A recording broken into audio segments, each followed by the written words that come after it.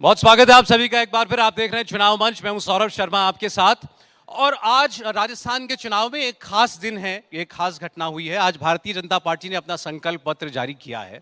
किसी भी चुनाव में पार्टी के घोषणा पत्र की आजकल सब गारंटी कहने लगे हैं, उसका एक विशेष स्थान होता है। लोगों को पता चलता है कि हमारी अगर इस पार्टी की सरकार बनी तो ये क्या करेंगे, हमारे लिए क्या वादे कर रही हैं। और पिछले 5 साल में जिसकी सरकार रही है उसको उसके काम पर कसने का भी मौका होता है, क्योंकि आजकल डिजिटल युग में कोई भी डॉक्यूमेंट जो है वो कभी ओझल नहीं हो सकता लोगों के मन से, लोगों की आंखों के सामने से। तो पता रहता है 5 साल पहले हमको क्या वादा करके आए थे, हमने इनको वोट दिया था, वो काम इन्होंने किया कि नहीं किया। आज ऐसे भारतीय जनता पार्टी ने अपना संकल्प पत्र जारी किया। कांग्रेस का संकल्प पत्र, भारतीय जनता पार्टी, कांग्रेस की गारंटी, भारतीय जनता पार्टी का संकल्प पत्र क्या कह रहे हैं, क्या वादे कर रहे हैं, इस पर हम बात करेंगे। मैं चाहूंगा जोरदार तालियों से स्वागत करें। हमारे बीच में है राजस्थान के सांसद और भारतीय जनता पार्टी के प्रदेश अध्यक्ष सीपी जोशी साहब। सर, स्वागत है आपका हमारे मंच पर। आपने चुनाव के बीच में हमारे लिए समय निकाला, इसके लिए विशेष धन्यवाद आपको। बहुत धन्यवाद आपको। पहले तो आपने आज जो वादा किया है, एक बार आपकी जुबानी पहुंच जाए राजस्थान की जनता तक तो ज्यादा अंकित होगा उनके मानस पर। देखिए, भारतीय जनता पार्टी का संकल्प पत्र आज माननीय राष्ट्रीय अध्यक्ष जी ने उसका विमोचन किया और पार्टी ने पूरे प्रदेश भर में सारे संगठनों के साथ, आम जनता के साथ, गांव-गांव, ढाणी-ढाणी जाकर लोगों की राय ली। आपकी राय हमारा संकल्प, इस ध्येय के साथ सिर्फ कागजों का पन्ना नहीं होके वो हमारे लिए पवित्र ग्रंथ है कि हम जो कह रहे हैं वो करेंगे और जो नहीं कहा वो भी प्रदेश के हित में जो करना होगा वो करेंगे। और इसीलिए विश्वास भारतीय जनता पार्टी के ऊपर जनता को है कि भाजपा ने और आदरणीय मोदी जी ने जो कहा वो करके दिखाया, जो असंभव था वो भी संभव करके दिखाया। इसलिए चाहे गरीब हो, चाहे किसान हो, चाहे युवा हो, चाहे महिला हो, चाहे उद्यमी हो, हर वर्ग में इस बात का संतोष है और मन, राजस्थान की जनता ने मन बना लिया है कि हमने भारतीय जनता पार्टी और मोदी जी के साथ जाना है। उसके पीछे कारण है कि 2018 में एक सरकार आई जिसने गारंटी दी थी कि हम 10 दिन में ये करेंगे, वो 5 साल नहीं कर पाए। जो कहा कि हम किसानों का कर्जा माफ करेंगे, हम युवाओं को बेरोजगारी देंगे, हम नारी को सशक्तिकरण देंगे, सुरक्षा देंगे, हम महंगाई को समाप्त करेंगे, कुछ नहीं हो पाया। और राजस्थान का चाहे युवा हो, महिला हो, किसान हो, हर वर्ग त्रस्त है कि जिन्होंने कहकर हमारे साथ धोखा दिया, हमारे साथ ठगी की, हमारी भावनाओं के साथ खेला। आज कल्पना करिए कि जिन किसानों ने कर्जा जमा नहीं कराया, 19,422 किसानों की जमीन नीलाम होने की कगार पे है। कौन जिम्मेदार है? जो किसान आत्महत्या कर रहा है वो मुख्यमंत्री को दोषी कहते हुए कि आपने कहा था कि कर्जा माफ करेंगे, इस वजह से मैंने कर्जा जमा नहीं कराया और आज मैं नहीं जमा करा पा रहा हूं, उसके दोषी आप हैं, ये कहते हुए उसने आत्महत्या की। और एक व्यक्ति, एक किसान नहीं है, ऐसे अनेक किसानों ने आत्महत्या की है। वो युवा आज चिल्ला चिल्ला कर कह रहा है, वो पारिक, कन्हैयालाल पारिक, जिसने पेपर लीक होने के कारण अपने पिता को पत्र लिखा, वो भावुक पत्र, जिसमें वो कह रहा, पिताजी मैं आपके सपनों को पूरा नहीं कर पा रहा हूं, आज मैं आत्महत्या कर रहा हूं। कौन जिम्मेदार है उसका? तो आज न तो इनकी गारंटी जो 5 साल पहले दी थी, जनता पूछ रही पहले उसके बारे में बताइए। आपने कहा था कि महिलाओं की सुरक्षा करेंगे, आज वो बेटियां, महिलाएं चीख चीख कर कह रही हैं कि आप कैसे वोट मांगने जाएंगे। आप ही वो लोग थे जिन्होंने कहा कि ये दुष्कर्म की 56% घटनाएं फर्जी हैं। आप ही लोगों ने कहा कि ये मर्दों का प्रदेश है, इसलिए दुष्कर्म की घटनाएं होती रहती हैं। आप कैसे उस महिला के सामने जाएंगे, कैसे उस बेटी के सामने जाएंगे जिसके साथ ऐसा दुराचार और अत्याचार हुआ है और नमक पर गांव पर नमक छिड़कने का काम आप बार बार किया है। तो ऐसे राजस्थान की जनता स्वाभिमानी जनता है। आपकी गारंटी जो कहा वो करके नहीं दिखाया और उसके बाद आप झूठी गारंटी देते हो। अरे पिता की गारंटी आप बेटा भी नहीं मान रहा है, वो भी कह रहा है कि सरकार रिपीट नहीं डिलीट होने वाली है। तो राजस्थान की जनता क्या विश्वास करेगी? आप सरप्राइज करेंगे। 17 अक्टूबर को इन्होंने जो गारंटी दी थी महिलाओं को मोबाइल देने की, 1,40,00,000 मातृशक्ति को मोबाइल देंगे। 40 लाख पर विचार किया, 17 लाख को दिए। फिर बाकी को कहा कि हम आपको गारंटी कार्ड देंगे। राजस्थान हाईकोर्ट में, जोधपुर में इन्होंने हलफनामा दिया, एफिडेविट दिया, लिख कर दिया। कोर्ट ने पूछा कि आप कैसे दोगे, आपका क्या वित्तीय प्रबंधन क्या है? तो इन्होंने वहाँ लिखित में दिया, हम कोई गारंटी कार्ड नहीं देने वाले, हमारी कोई योजना नहीं है। जनता को आप धोखा देते हो कि हम आपको गारंटी कार्ड देंगे और कोर्ट में जाकर लिख कर देते हो कि हम कुछ नहीं देने वाले, तो जनता समझदार है, इस बार आपको ऐसा धोखा देगी कि जीवन भर आप राजस्थान में आने की सोच नहीं सकते। अच्छा, आप लोग कह रहे हैं हम, आपने बहुत सारे वादे किए हैं किसानों के लिए भी, महिलाओं के लिए भी, युवाओं के लिए भी। कांग्रेस पार्टी ये कहती है कि भाई आप किसी और को देंगे तो क्या, राजस्थान की जनता को क्या देंगे? आपने तो उनका नाम तक चुरा लिया। गारंटी शब्द ये कांग्रेस पार्टी लेकर के आई, वो शब्द चुरा लिया। प्रधानमंत्री ने कहा कि मोदी का नाम गारंटी पूरी होने की गारंटी। अशोक गहलोत कह रहे हैं ये काम कांग्रेस पार्टी का है, गारंटी हम दे रहे हैं, हम पूरा करेंगे। राहुल गांधी लेकर आए थे गारंटी शब्द। आपकी गारंटी बेटा नहीं मान रहा है, आपकी पार्टी के लोग नहीं मान रहे, तो जनता कैसे मानेगी? आपको आपकी पार्टी के विधायक और मंत्रियों ने कहा चोर है, आपकी पार्टी के लोगों ने कहा कि 50% पैसे दिए बिना इस सरकार में काम नहीं होता, आपकी पार्टी के मंत्रियों और विधायकों ने आपके खिलाफ पैदल मार्च निकाला जयपुर तक कि पेपर लीक में ये सारे आरोपी है, आपकी पार्टी के विधायकों ने कहा कि ये सारे दुष्कर्मी हैं, अगर नहीं हो तो आप नार्को टेस्ट कराओ। एक भी माइका लाल अभी तक नहीं आया कि मेरा नार्को टेस्ट करा लो, और वो मंत्री ने रिजाइन करके दूसरी पार्टी से लड़ रहे हैं। आपकी पार्टी ने कहा कि आपके सारे काले कारनामे लाल डायरी में है।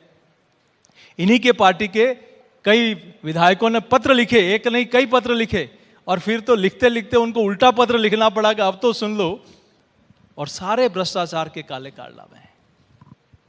तो जिस सरकार पर इनके कुनबे के लोगों का विश्वास नहीं हो, इनके विधायक और मंत्रियों का विश्वास नहीं हो, इनके विधायक और मंत्रियों ने स्पष्ट कहा कि जिन मुद्दों के आधार पर हम चुन के आए, हम उन पर खरा नहीं उतर पाए, नहीं कर पाए, हम किस मुंह से जनता के बीच में जाएंगे? तो क्या जवाब देगी कांग्रेस पार्टी और मुख्यमंत्री जनता के बीच में? देखिए, मुख्यमंत्री तो सब जगह ये कह रहे हैं कि जनता ने मन बना लिया है और सरकार रिपीट हो रही सच्चा है, जनता ने मन बना लिया है। आपने पूरी बात नहीं सुनी। उन्होंने कहा कांग्रेस जाएगी और भाजपा आएगी, ये मन बना लिया जनता वो कह रहे हैं कि सरकार रिपीट होगी, क्योंकि 30 साल में नहीं हुआ, सब जानते हैं, ये एक परंपरा सी बन गई राजस्थान में, हर 5 साल में सरकार बदलती है। राहुल गांधी आज आए जब जयपुर में, एक इंटरेस्टिंग तस्वीर देखने को मिली। वहां पर अशोक गहलोत साहब, सचिन पायलट साहब दोनों थे। इधर से किसी ने सवाल पूछ लिया, अरे आप तो आज सब लोग साथ में दिखाई दे रहे हैं, क्या बात है? तो वो माइक पर आए, उन्होंने कहा कि साथ दिखाई नहीं दे रहे, साथ हैं।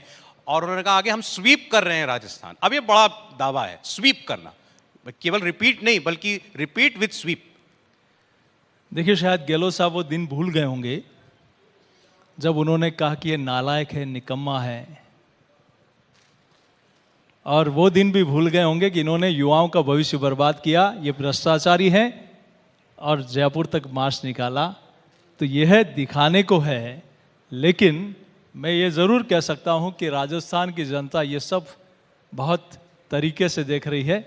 अब इनके किसी डोंग में, इनकी किसी बात में आने वाली नहीं है, क्योंकि इन्होंने 5 साल तक सिर्फ कुर्सी बचाने के अलावा और भ्रष्टाचार करने के अलावा कोई काम नहीं किया।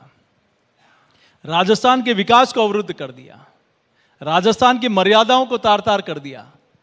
जो है गौरवशाली राजस्थान का इतिहास है, मीरा पद्मावती, कालीबाई, एक गौरवशाली इतिहास राजस्थान का। वहां रोज उठा के देखोगे, आज 4 साल की बच्ची के साथ दुष्कर्म हो गया, आज एम्बुलेंस में दुष्कर्म हो गया, आईसीयू में दुष्कर्म हो गया, स्कूल में जाती बच्ची के साथ ऐसा हो गया, किसी पति के सामने पत्नी का दुष्कर्म हो गया, और पुलिस उसको दबाने का, आपको आश्चर्य होगा, एफआईआर लॉन्च करने की जगह पीड़िता को न्याय दिलाने की जगह और उसकी प्रताड़ना दी जाती है, तुम कंप्रोमाइज कर लो, ले दे के इस मामले को निपटा लो। क्या ये तरीका है? क्या होना ये चाहिए कि ऐसे भेड़ियों को सख्त से सख्त सजा मिले, ताकि भविष्य में कोई भी मां बहन के सामने ऐसी गलत नजर से देख नहीं सके। ये होना चाहिए सरकार का कदम। बल्कि सरकार के मुखिया ये कहते हैं कि मामले फर्जी हैं। क्या संदेश देना चाहते हैं? पॉलिटिकल बात पहले करते हैं। जोशी साहब, आपने अभी कहा कि 5 साल तक ये सरकार बचाने में ही लगे रहे, ये बात तो ठीक है किसी हद तक, लेकिन ये भी तो ठीक है ना कि ये कुर्सी बचा रहे थे तो कुर्सी को हिला तो आप ही रहे थे ना, खतरा तो आप ही लोगों से हो रहा था। सचिन पायलट का प्रकरण हो, उसके बाद जयपुर में जो कुछ हुआ हमने देखा, जिसमें अशोक गहलोत साहब लगभग बागी हो गए, उसमें कहीं ना कहीं भूमिका में पीछे आप ही लोग खड़े थे। हम लोग कहीं नहीं थे, इनका गढ़ टूटा हुआ था, इनके लोगों का आपस में विश्वास नहीं था। आप देखिए कि पहली सरकार है जो अपने जिन एजेंसियों का उपयोग भ्रष्टाचार को रोकने के लिए, अपराध को रोकने के लिए होना चाहिए, वो एजेंसियां अपने ही विधायक और मंत्रियों के जासूसी करने में लगी रही 5 साल कि ये कहाँ जा रहा है, ये किससे मिल रहा है, ये किससे बात कर रहा है।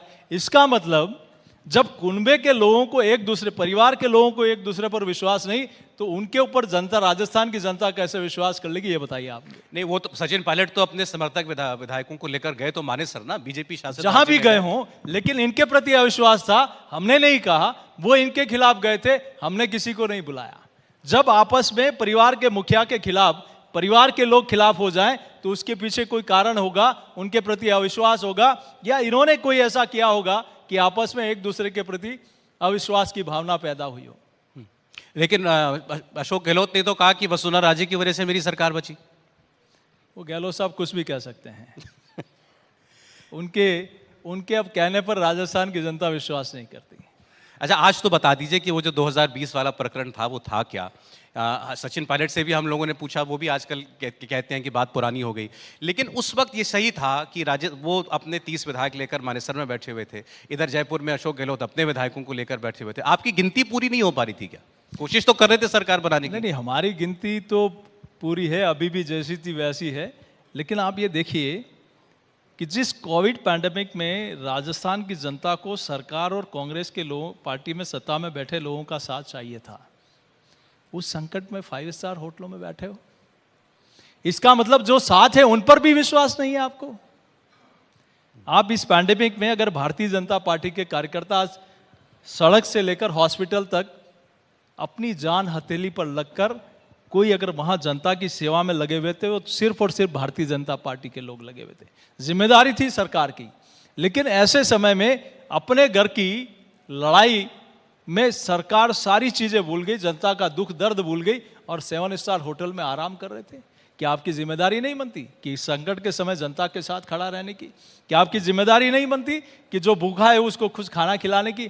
ये अन्नपूर्णा योजना भ्रष्टाचार की अभी अंतिम दिनों में लेके आए ये नरेंद्र मोदी से, जिन्होंने कहा किसी घर में चूल्हा जलेगा और ये उसका अनाज हो वो भारत सरकार देगी। संकट का समय तो वो होता है जब जनता के साथ कोई खड़ा होता है। आपको अगर वो योजना शुरू करनी थी तो उस समय करनी थी, चुनाव के अंतिम समय में नहीं करते। आपको अगर जनता के प्रति संवेदनशीलता थी तो शायद पहले दिन से काम करना शुरू होता। ये नरेंद्र मोदी जी है जो प्रधानमंत्री की कुर्सी पर बैठते ही ये संकल्प लिया कि हर गरीब का पक्का मकान बनेगा, हर घर में शौचालय बनेगा, हर घर में उज्ज्वला का कनेक्शन होगा, हर गरीब के घर में बिजली का कनेक्शन पहुंचेगा। आजादी के इतने वर्षों के बाद क्या इन योजनाओं को 70 सालों का इंतजार करना पड़ा? आप कहते हो कि मैं कांग्रेस का हाथ गरीब के साथ, सिर्फ नारे और वादे दिए 70 साल में, अगर किसी ने गरीब के लिए किया तो उस व्यक्ति का नाम है नरेंद्र भाई मोदी।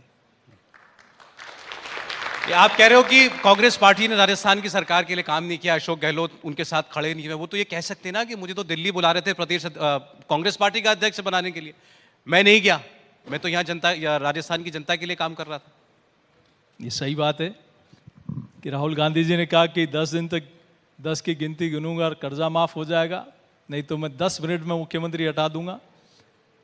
3 साल बाद, 2.5 साल बाद उनके कहने के बाद कहते हैं कि भैया तुम कौन हो मुझे हटाने वाला है, तुम्हारी भी व्यवस्था मैं करता हूँ, यहाँ से तुम्हारी भी पार्टी मैं चलाता हूँ देश की। तो ये आंखें दिखाने लग गए हाईकमान को। जो अपने हाईकमान के नहीं हुए वो राजस्थान की जनता के क्या होंगे? जो जिन्होंने आपको खड़ा किया, जिन्होंने आपको बनाया, वो उनके नहीं हुए भ्रष्टाचार पैसे जिसके भी कारण, तो वो राजस्थान की जनता के कैसे हो सकते हैं? आजकल तो पूरा गांधी परिवार राजस्थान में आया हुआ हम देख रहे हैं। सोनिया जी, राहुल जी, प्रियंका जी भी आने वाली हैं, सुना है। बुलाया गया है, बुलाया गया है। आप लोगों ने प्रचारित किया, कहां है राहुल गांधी, आ नहीं रहे। लोग कह रहे थे कि राहुल गांधी इनका मुंह नहीं देखना चाहते, राहुल गांधी मीटिंग से उठकर चले गए। तो कहीं कहीं जहां भाई नहीं आया उनको बहन को बुलाना पड़ा, फिर सबको बुला के बुलाना पड़ा, लेकिन जनता अब सब जानती है, राहुल किसी पर विश्वास नहीं अब। नहीं, लेकिन राहुल गांधी मोदी जी को क्या कह रहे हैं कि मैं इनको दिखाऊंगा कि राजनीति कैसे होती है। अडानी की जेब में पैसा डालने से नहीं होती, गरीब की जेब में पैसा डालने से राजनीति होती है, ये मैं इनको बताऊंगा।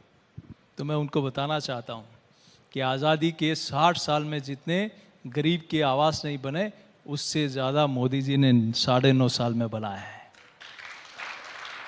आज़ादी के 60, मैं रिकॉर्ड के साथ कह सकता हूं, राहुल गांधी जी आए, मैं तो एक छोटा सा कार्यकर्ता हूं भारतीय जनता पार्टी का, और अपना रिकॉर्ड लेके आए कि आपने क्या किया 60 साल में।